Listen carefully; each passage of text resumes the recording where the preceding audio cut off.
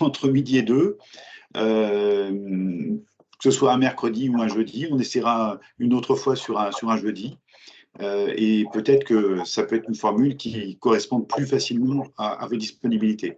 Tout de suite, je réponds à Célia qui soulève la question des bilans qui doivent être normés ou pas normés, donc avec MABC2 et NPMOT et ce genre de choses. Dans le cas des PCO, des plateformes de coordination des orientations, comme il y a un contrat spécifiant l'obligation d'utilisation de tests cotés, oui, c'est obligatoire. Pour autant, c'est recommandé aujourd'hui, parce qu'il faut être avec l'air du temps. Hein, c'est comme si on allait chez un dentiste qui nous opère avec les techniques d'il y a 30 ans si on n'utilise pas des tests cotés et évalués. Mais il y a des fois, ce n'est pas forcément pertinent. Et il y a des fois, ce n'est pas tout à fait nécessaire. Donc, on a tout à fait le droit de faire des bilans non cotés. Voilà pour répondre à Célia. Je réponds à autre chose, c'est que les PCO, là vous êtes dans les scoops, on est en train de préparer enfin on a plus que préparé, le courrier validé avec les ergothérapeutes pour, comment dirais-je, proposer au gouvernement d'aller se faire cuire un œuf pour les PCO. Voilà, donc c'est... Ah, d'accord, vous pouvez expliquer Voilà, un petit peu plus? C'est c'est... intéressant. C'est ça, hein, c'est-à-dire de dire, tenez, ça fait plus de 6 mois qu'on essaye d'être, enfin, pour être gentil, quand je dis plus de 6 mois, c'est plutôt 1 an et demi qu'on essaye de revenir sur la négociation, sur le tarif, sur le machin, sur les conditions, et en fait, nada, rien n'est évoqué. Donc, voilà. Et alors, ça signifie quoi, du coup, sur le Ah, terrain? sur le terrain, rien pour l'instant. Hein, mais simplement que là, on va donner un gros coup de poing là, dans les fins de semaine qui viennent, un gros coup de poing sur la table en disant d'aller se faire cuire un œuf. On a quand même un rendez-vous le 13 novembre, justement avec la ministre, parce que comme on a dit attention, on va gueuler, c'est ah bon, bah, je vous reçois. Hein, mais ça n'empêche. Voilà, bonjour à tous. Eh bien, je suis ravi de voir autant de gens qui se connectent. Donc, Isabelle avait raison de proposer ce format. Donc, première réponse, Célia, est-ce que j'ai répondu à ta question? Ou est-ce qu'il y a Ouais, d'autres... l'autre question, c'était est-ce que, enfin, ce qui me gêne aussi, c'est le fait de poser des diagnostics. Alors, pardon, merci Célia.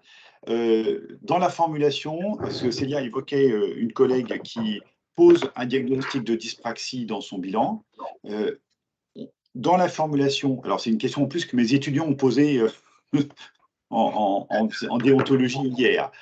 Dans la formulation, il s'agit effectivement de dénoncer qu'on a des éléments en faveur. Oui. Voilà, donc des éléments en faveur d'une dyspraxie, tout va bien. Pour autant, le fait d'être sûr des éléments qui confirment une dyspraxie, non. Hein, en psychomote, on va confirmer une dysgraphie, on va confirmer comment dirais-je, on va confirmer des retards à la norme. Célia, tu peux couper ton micro? C'est ça qui me gêne, je pense. Et si vous pouvez couper vos micros pour l'instant. Il y a Elina aussi, je pense. Ouais, c'est bon, c'est fait, je l'ai fait. Et Rebecca, voilà, parce que j'entends en retour, c'est terriblement désagréable. Ah, c'est mieux. Voilà, donc, ce que je vous disais, c'est on peut évoquer, bien entendu, un retard à la norme. C'est même non seulement on peut, mais c'est une obligation de diagnostic. Hein. Nous avons un diagnostic psychomoteur à réaliser en psychomotricité. Et à ce titre, on doit annoncer qu'il y a un retard à la norme, que ça peut être en faveur d'une dyspraxie, en faveur de, etc. On se doit de dire ce qui est secondaire et primaire, hein, c'est-à-dire le trouble de l'attention, enfin les dysfonctionnements d'attention, ils sont soit secondaires à une difficulté motivationnelle, soit à véritablement des écarts à la norme par rapport à la teach ou tout autre outil qu'on pourrait utiliser, mais effectivement, pas de diagnostic médical. Hein, c'est toute la différence. OK? Voilà, si ça a répondu. Alors, peut-être qu'il y a d'autres questions? Je sais pas, donc dans l'ordre d'arrivée, si vous voulez. Ouais. J'ai vu, voilà, Camille, Rebecca, j'ai vu Céline et Lina arriver. Est-ce que vous avez des questions? Est-ce que je peux? Je t'en prie, on Ouais. on découvre, hein, le mode de fonctionnement, hein, on y va comme ça. OK. Alors, moi, je suis, psychomotricienne, depuis 15 ans en gérontologie et là, je crée mon cabinet, je m'installe en janvier.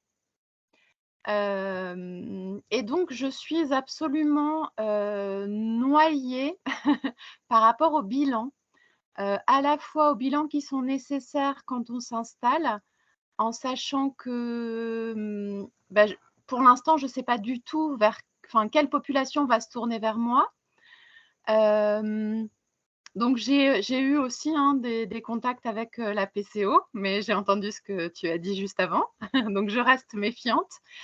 Mmh. Et puis, moi, j'aimerais, développer alors je suis psychomote et sophrologue et je voudrais, développer l'accompagnement, palliatif et de fin de vie. Mais voilà, ma question première, elle est, quand on s'installe, quels sont les bilans à se procurer et comment on se forme, en fait? Là, il me reste 2 mois devant moi. Ça y est, je OK. suis libérée de la fonction publique, territoriale qui a accepté ma demande de dispo. Mais du coup, voilà, je suis dans ce questionnement-là. Alors donc, typiquement là, c'est là où il est absolument impératif de consulter déjà les webinaires, qu'on a mis en ligne, et dans lesquels il y a quand même 2 jours en gros de formation pour répondre à toutes ces questions. Hein, parce que là, en un quart d'heure, en 5 minutes, ça va être difficile. Je vous rappelle d'ailleurs que n'hésitez pas sur le chat, attendez, sur le chat, n'hésitez pas à envoyer vos questions à Isabelle. Isabelle nous fait la régulation. Hein, elle se chauffe derrière une cheminée, mais en fait, son boulot, c'est de faire la régulation aujourd'hui. Hein, Dans les donc, webinaires, il manque une partie. alors, il y a un webinaire, il y a un tout petit morceau, il y en a un sur le 2 sur 3, hein, c'est ça Isabelle, je crois, C'est la partie 2, Ouais. excusez-moi, du dernier webinaire. Mais vous avez les anciens webinaires où Alexandre explique, et vous avez aussi des parties sur les tests et les bilans dans ces webinaires-là, qu'il n'y a pas dans le webinaire du mois de juin de cette année. Donc en fait, vous n'hésitez pas à revenir en arrière dans les replays de webinaires. OK, Ouais, merci. à la limite, même les tout premiers webinaires pour l'installation libérale sont beaucoup plus complets. OK. Hein, c'est parce qu'après, on a complété au fur et à mesure. Ça ne servait à rien de faire une redite. Ceci étant, remontez bien à Isabelle, parce que c'est vraiment Isabelle qui nous sert de régulateur, et ça, c'est précieux. Depuis 1 an maintenant, on voit que c'est quelque chose d'absolument nécessaire. Si justement vous êtes un certain nombre à avoir besoin d'avoir un temps, une journée, une demi-journée, plus précisément sur l'installation libérale, on se refait justement un petit temps comme ça. Hein, moi, je me range sous l'avis d'Isabelle et je me mets à votre disposition, et donc c'est en fonction de ce qu'elle pense être le mieux par rapport à vos demandes. Voilà. Mais pour revenir, accompagnement palliatif et fin de vie, typiquement, la question du est-ce que je dois fonctionner sur ordonnance médicale ou pas, c'est typiquement fait partie de ces questions-là. Et ben, la réponse est non, pas de problème.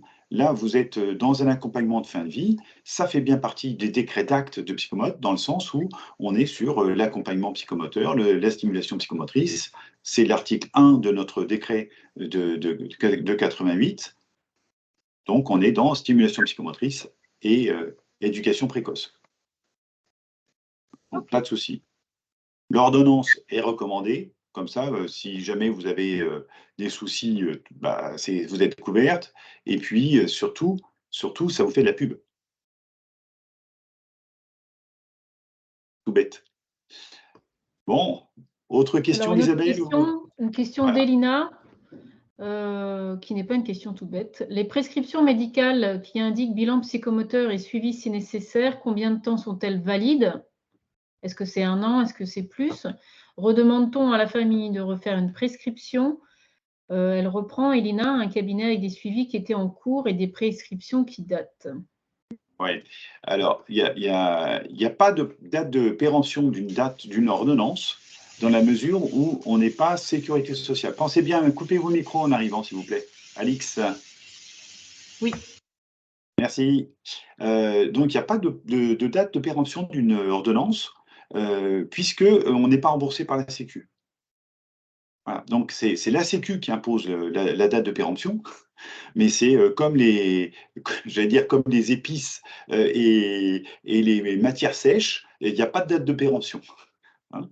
Mais effectivement, il est recommandé régulièrement de se rappeler au bon souvenir du médecin et que, voilà, c'est vraiment comparable aux épices. Merci. Là, si je Même peux me si permettre, c'est très intéressant parce que ça permet quand même, pour moi, la prescription médicale, c'est pas seulement un papier légal, c'est aussi là-dessus que je m'appuie pour créer les liens avec le médecin. Et je pense qu'effectivement, c'est vraiment se saisir de ça, c'est vraiment intéressant pour notre pratique professionnelle et pour pas être exercé seul dans son coin. Bah, bien sûr. Hein. Donc, mais ne vous prenez pas la tête pour ça, pour autant. Hein. Si vous avez eu que le médecin au téléphone, ça suffit largement. Donc, ce qui est important, voilà. OK. Je vois pas les questions, donc c'est Isabelle qui gère. Hein. Je sais pas s'il y a d'autres questions. Isabelle a dû couper son micro. Ouais, Isabelle, tu as coupé ton micro. Merci, oui, je parlais dans le vide, je vous remercie. Donc, il y avait une question d'Elina sur la publicité. Oui, Donc, une amie gérante d'un café pour enfants a souhaité diffuser ma carte de visite sur son réseau Facebook. Est-ce autorisé? Dans le doute, je lui ai demandé de retirer. C'est vrai qu'on a beaucoup de questions sur la subtilité du mot publicité. Alors, donc ça a été bien allégé depuis 2018. En décembre 2018, on a le droit de faire de la publicité, comme tous les médecins. Donc maintenant, c'est beaucoup plus clair. Et pourquoi? Parce que tout simplement, tout le monde a un réseau, tout le monde a un Facebook, tout le monde. Moi, j'ai pas de Facebook, mais Facebook, Instagram et le site internet, bah, ça fait partie de la publicité. Donc, bien sûr, la publicité aujourd'hui est autorisée. En revanche, et ça procède de la même remarque que précédemment, c'est qu'il faut que ce soit fait avec pertinence. Hein. Donc, c'est la même chose que le contact avec le médecin régulier.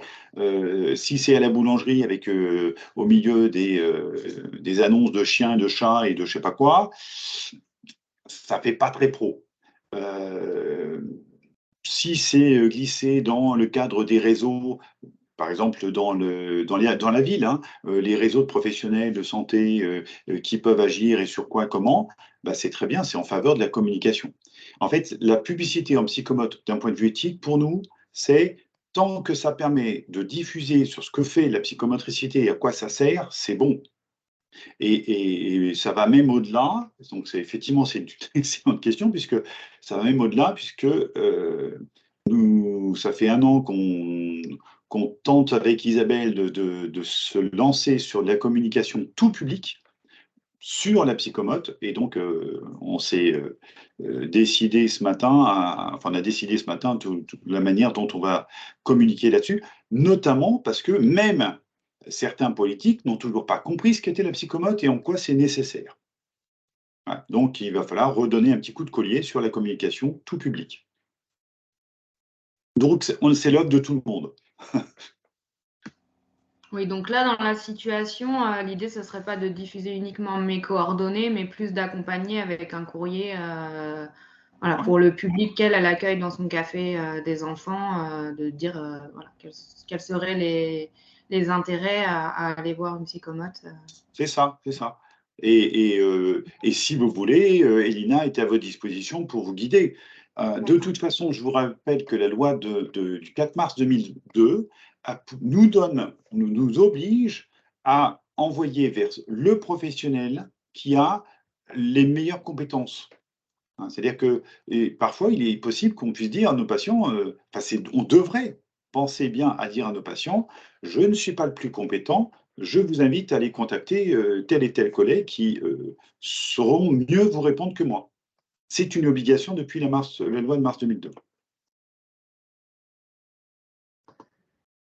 J'enchaîne, Alexandre, avec une autre question. Vas-y. Je vois le temps file. Question de Sophie. La CDS, d'un CAMS, j'ai du mal avec les acronymes ce matin, m'a dit qu'elle attendait un décret pour que les CAMS soient prescripteurs auprès des psychomotriciens en libéral. C'est quoi cette histoire? Tu peux prendre la parole? Non, Sophie, il faut que tu ouvres ton micro, Sophie.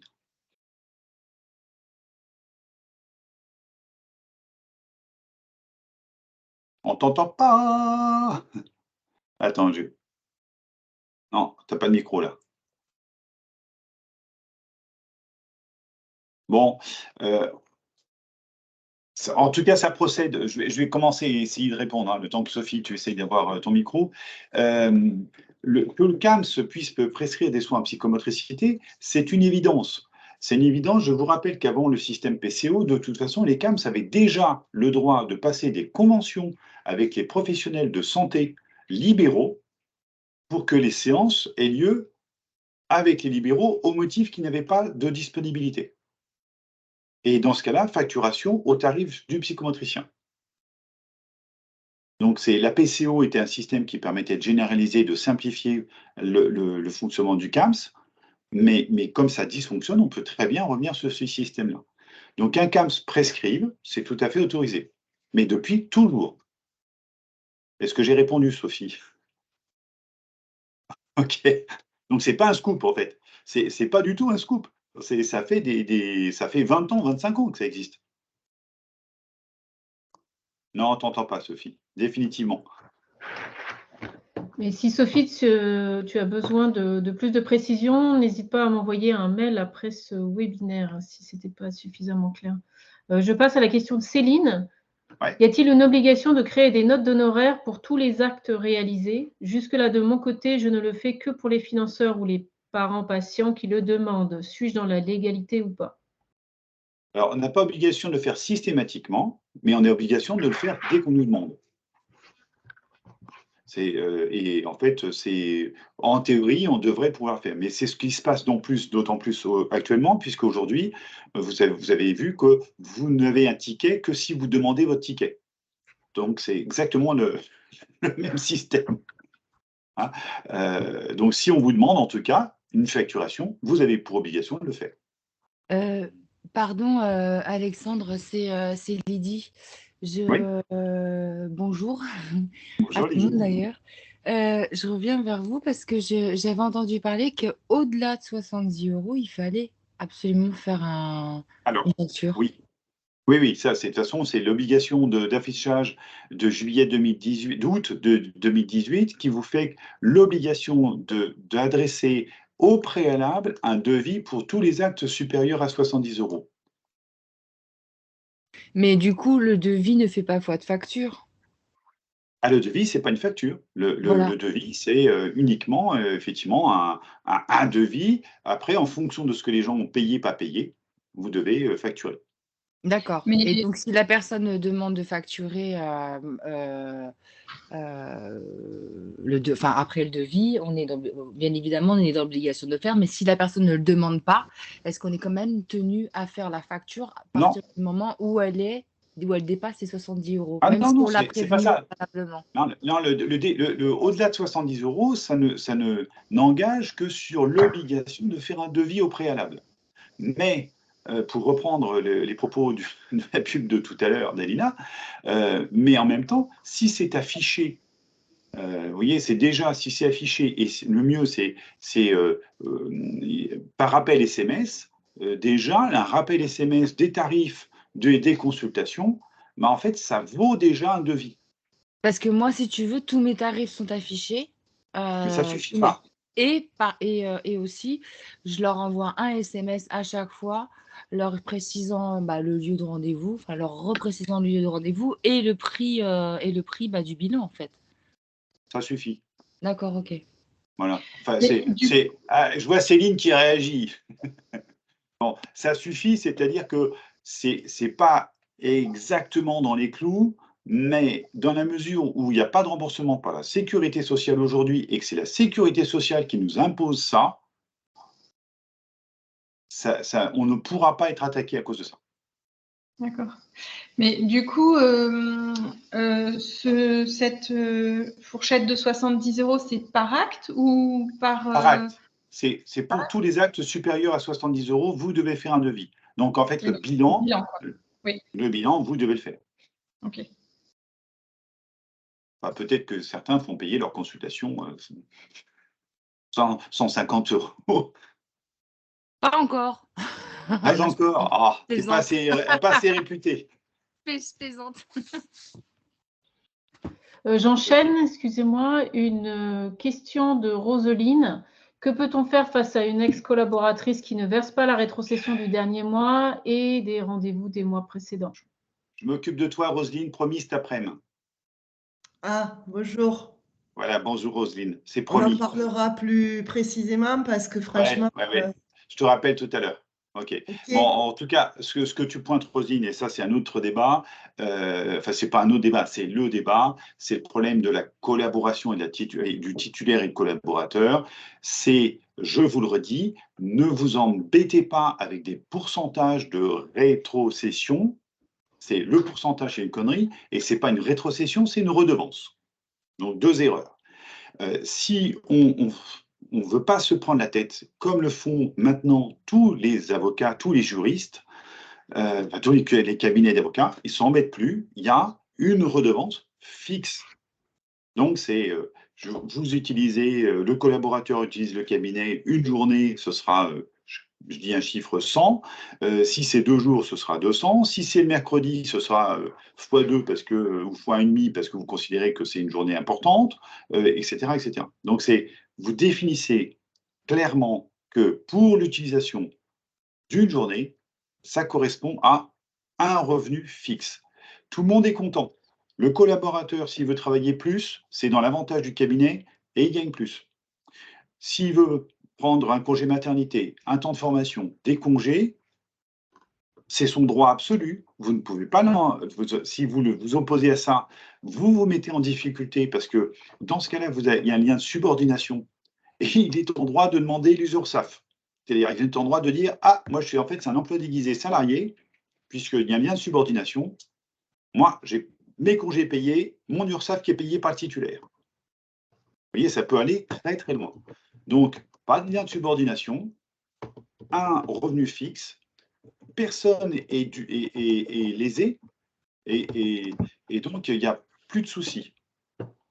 D'accord ? Et du coup, j'ai une autre question par rapport à ça. Est-ce que ça rentre dans le chiffre d'affaires? Bien sûr. Alors, ça c'est une question récurrente. On a encore répondu à ça ce matin avec Isabelle. Le système est simple. Imaginons Isabelle est ma collaboratrice. Moi, je suis le titulaire. Eh bien, Isabelle me reverse 1 000 € au titre de la redevance donc dans le cabinet. Moi, je vais devoir déclarer ces 1 000 € comme étant un revenu et je paye mes cotisations sur ces 1 000 € Et quant à Isabelle, elle va payer sur ce qu'elle a gagné, plus sur son chiffre d'affaires. Et les 1 000 € ne représentent que la part de ses, de ses dépenses. Hein. Donc, ça fait partie du forfait, si on est en micro-entreprise, ou ça fait partie, en déclaration contrôlée, tout simplement, de ses frais de fonctionnement.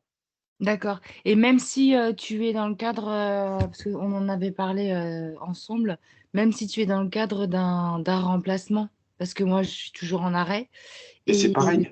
C'est pareil. Hein. C'est pareil. Il n'y a pas une question d'acte de présence, en fait, parce que je sais Ouais, qu'on peut nommer qu'un collaborateur si si effectivement la personne en titre et la référent, enfin le propriétaire du local Ah. est présent, sauf que moi je suis Eh plus oui. du tout présente. C'est là où il y a quand même un avantage quand on est titulaire à être en déclaration contrôlée. Pourquoi? Mm. Parce que si Isabelle me verse 1 000 €, et si elle me versait mes 1 000 €, ça correspondrait à mon coût de fonctionnement. De toute façon, c'est-à-dire la mise à disposition des locaux me coûterait l'équivalent à peu près. Moyennant quoi, bah, le chiffre d'affaires, c'est 0 Bah oui, de ce fait-là, et donc j'ai rien à payer. bah c'est pour ça que je te posais la question, est-ce que je les Ouais, mais déclare ou pas? eh ben, Alors, si tu les déclares, si vous êtes en déclaration en micro-entreprise, ça fait partie du forfait de 30 %. Parce que moi, c'est Il y a pas, c'est pas un forfait de 30% qu'elle a, c'est une redevance. non, mais toi, excusez-moi, Alexandre, excuse-moi. En fait, il nous reste 5 minutes. J'ai encore beaucoup de questions. Je comprends que c'est un sujet à part entière, en fait, ouais. Mais on en reparlera, qu'on est en Alexandre. train de Eh parler. ben, Est-ce qu'on peut prendre un temps ouais. OK, Je suis allez. désolée, hein, c'est pour Non, mais parce c'est qu'en bien, fait, Isabelle, tu es maître du ce temps. sont des sujets qui sont abordés dans les webinaires En tout cas, remplacement. Mais on voilà, fera un peu. Pas forcément au justement, niveau du... Ouais, c'est compliqué, mon cas, pour ça. ouais, ben donc, On tu peut le m'en revoir. contactes. Oui, par mail, est-ce que tu peux nous reposer la question précisément? Comme ça, on t'apporte une réponse précise. Oui, il n'y a pas de souci. C'est OK? Ouais, y a pas de Merci. Donc, Élodie, que j'ai zappé sans le vouloir, je suis désolée. La question concernant le droit de faire de la supervision de l'analyse de pratique en tant que psychomotricienne, Oui, est-ce qu'elle a le droit? oui, bien sûr. Voilà. Voilà, faut juste avoir, les compétences, donc ça implique, enfin, c'est pas une question de droit, hein, c'est une question d'éthique. Je me verrais pas faire de la supervision, en étant avec un an de diplôme. Aujourd'hui, la réponse est oui, parce que j'ai en plus, formation et cetera, et donc c'est une question est-ce qu'on se sent? Est-ce qu'on a les compétences? Est-ce qu'on a la formation nécessaire? Et est-ce qu'on a oui, est-ce qu'on a l'expérience de la formation? Parce que la formation de supervision, c'est pas n'importe quoi non plus. Hein, il y a des vraies formations de supervision, OK. et moi J'enchaîne avec. ça m'a pris du temps. Je suis désolée, je crois qu'on ne va pas réussir à répondre à toutes les questions, mais ça nous dit que ce format est intéressant à vous reproposer. Donc, Marie-Amélie, je souhaite ouvrir un deuxième cabinet dans une autre ville. Dois-je avoir une deuxième entreprise, une comptabilité séparée? Non, pas besoin. Par contre, il y aura besoin de payer 2 fois la taxe, la cotisation foncière des entreprises. Sauf OK. si on dem alors, mais ça vaut la peine de quand même tenter de demander une dérogation, et cetera. Mais Je la demande auprès de qui, cette dérogation? bah, auprès justement de l'hôtel des impôts, en disant que vous payez déjà votre CFE à un endroit, vous pouvez, peut-être négocier si c'est le même département. Si c'est pas le même Oui. département, D'accord. no way. Si Vous je pouvez peux me envoyer un mail à partir de votre compte professionnel directement sur impôts.gouv. Hein. D'accord. Merci. Si je peux me permettre, j'ai eu 2 cabinets dans 2 villes différentes dans le même département. J'ai dû déclarer une deuxième entreprise, donc du coup j'avais 2 SIRET, mais avec une seule et unique comptabilité, et je payais une seule CFE puisque c'était sur le global des 2 cabinets, quoi. Mais tu D'accord. as été obligé de déclarer deux SIRET différents? Oui, j'ai eu 2 SIRET.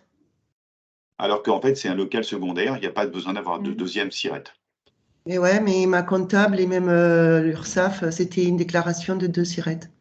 Mais Inutile. après, ça ne change pas grand-chose en termes de CFE ou de compta, quoi. Ah ouais, ça change rien. C'est tout regroupé parce que c'est nominatif et c'est la même personne. Donc, Donc ça, c'est la preuve que l'administration justifie d'avoir beaucoup d'activités pour rien.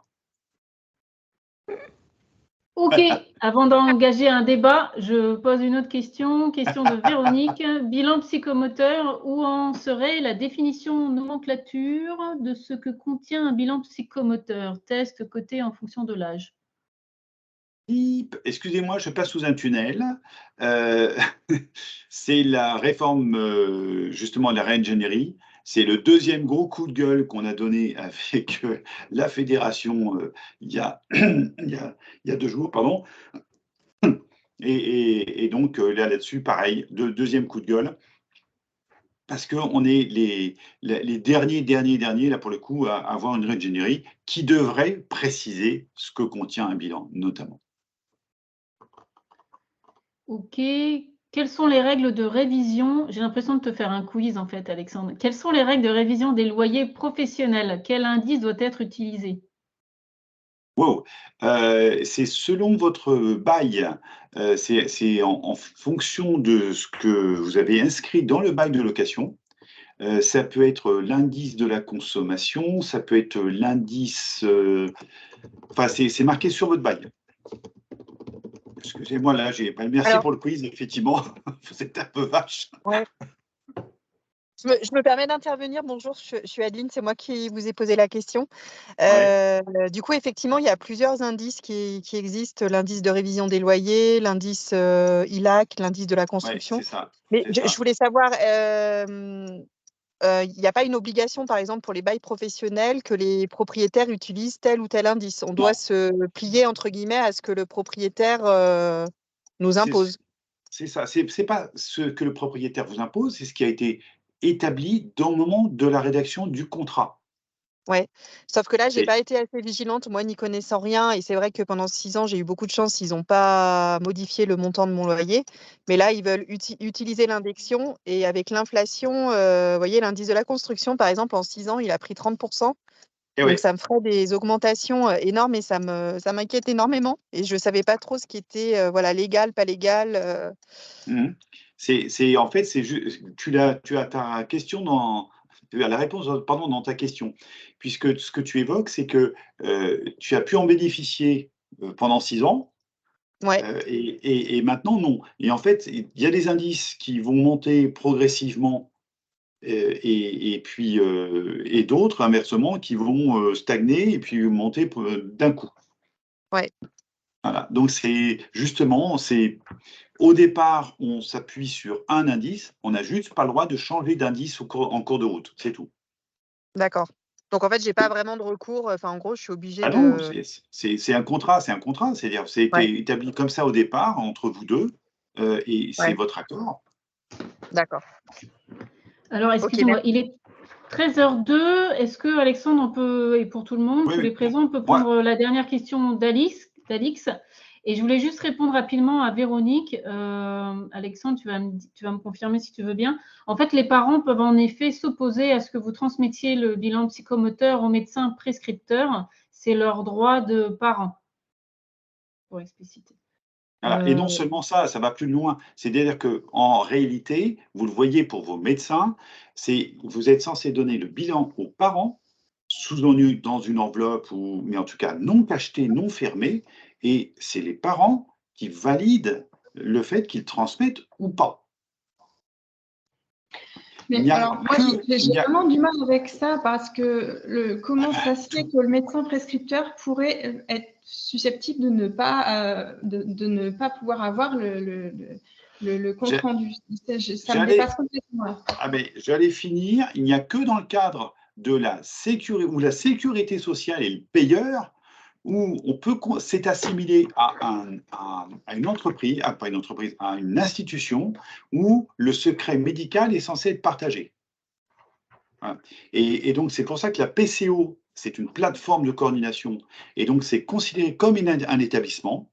Dans le fonctionnement d'un établissement, on considère que le secret est partagé, mutualisé, en fonction de l'intérêt du patient. Ça, c'est les règles de l'institution. Et en cabinet libéral, vous êtes une institution à part entière, et à ce titre, vous êtes soumis au secret médical. Une institution n'a pas le droit de transmettre des données médicales à une autre institution sans l'accord de son patient.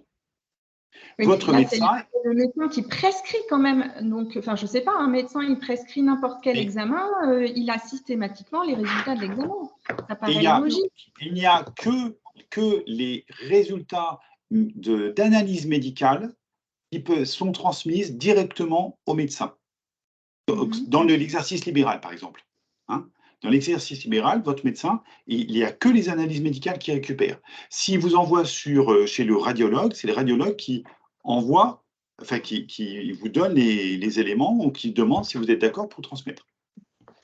Alors, je vous coupe. Et dernière question, vraiment, parce qu'il est 13h04. Pourriez-vous faire un rappel de nos obligations de DPC, s'il vous plaît? J'ai du mal à trouver des formations certifiées DPC. Qu'est-ce qui peut être considéré comme analogue, congrès, formation sur les thématiques recommandées par la HAS? L'envoi...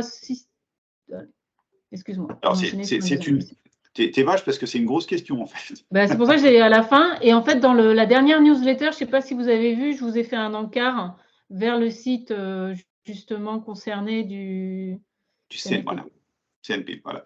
En fait, il faut savoir, c'est que toutes les formations validantes, donc DPC, donc développement professionnel continu, sont validées par le CNP. Donc, CNP, c'est la Commission nationale des professionnels en psychomotricité.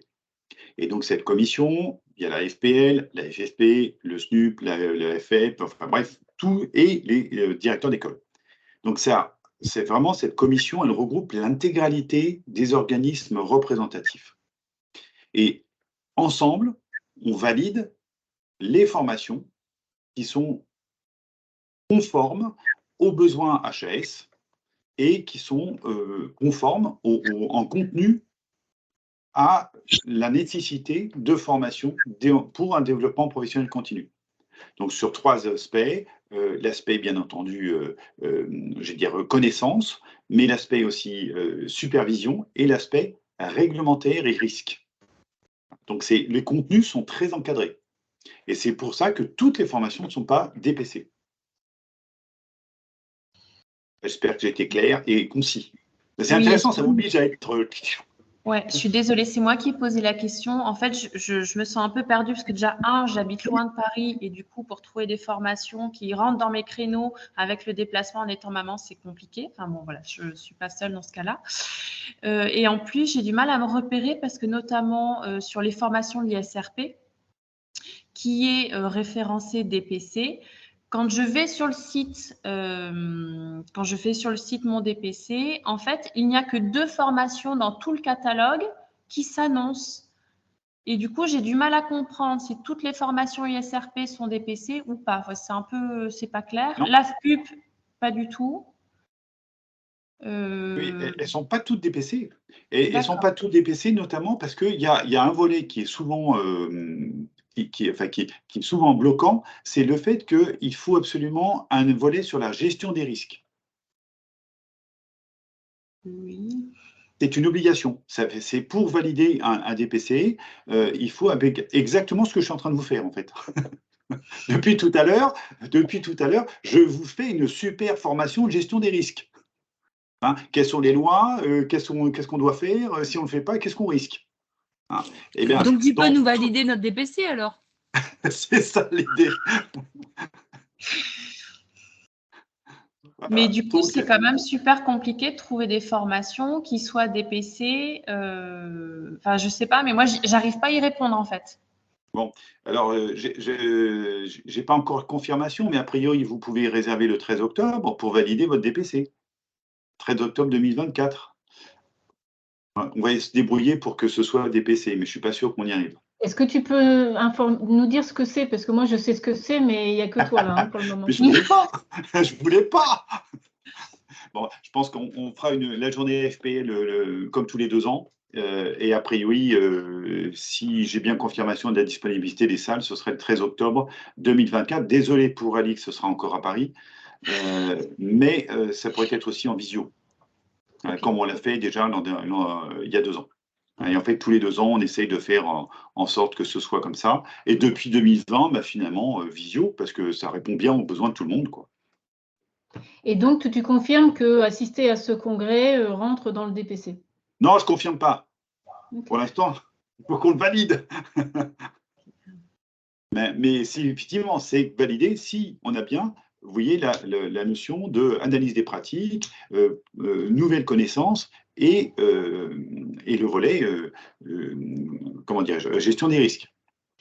Et concrètement, qu'est-ce qu'on risque si on n'arrive pas à remplir notre obligation de DPC, mais qu'on peut justifier d'un certain nombre de formations? Comment ça se passe? Alors, ce sera vilain pas beau. Il faut absolument que vous fassiez une formation DPC rapidement. Eh bien, oui, mais par exemple, je suis allée à l'ISRP en décembre dernier pour faire soins palliatifs. Aujourd'hui, ça fait partie des recommandations des hautes autorités de santé. On m'a vendu à l'ISRP que c'était DPC. Finalement, je me rends compte que non. Voilà.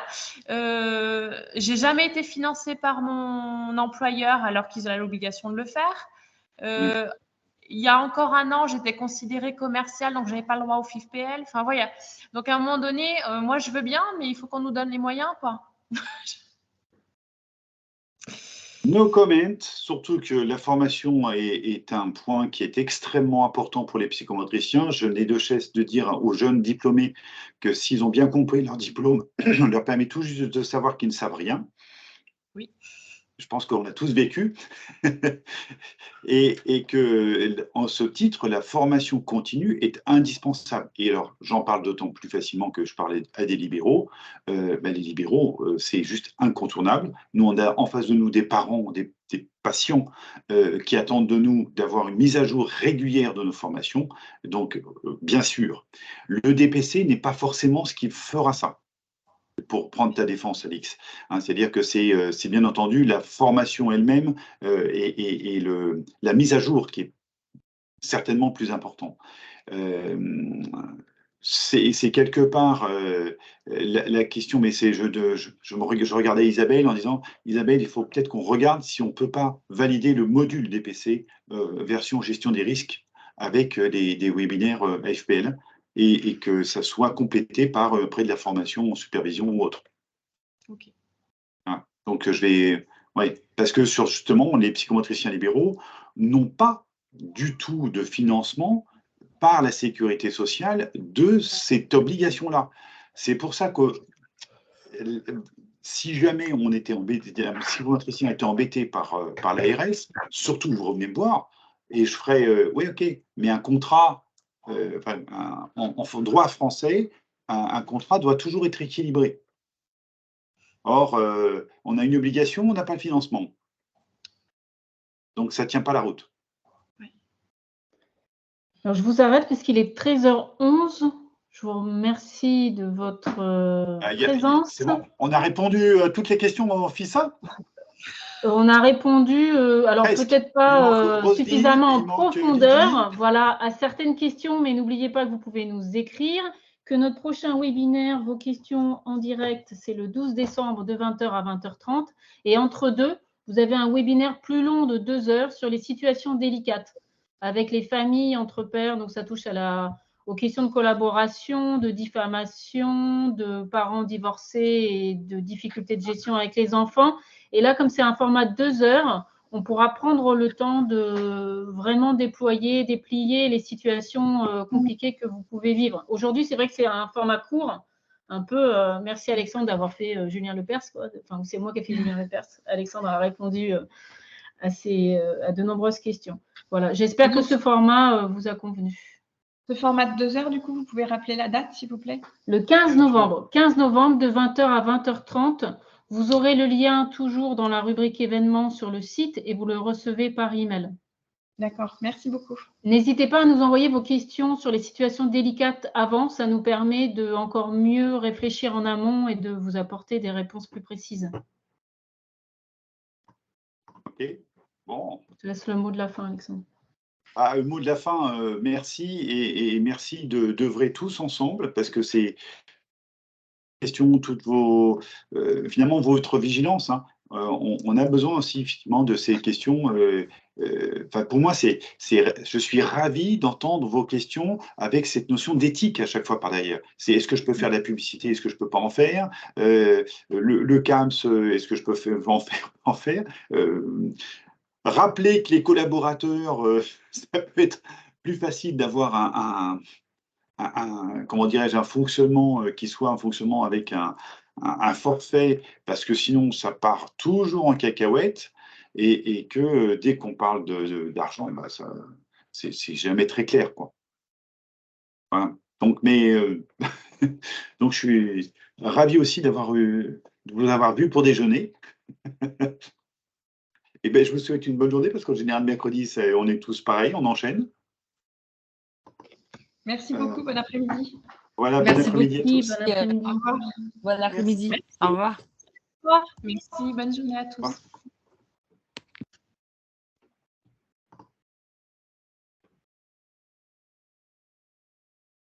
Couper l'enregistrement et arrêter.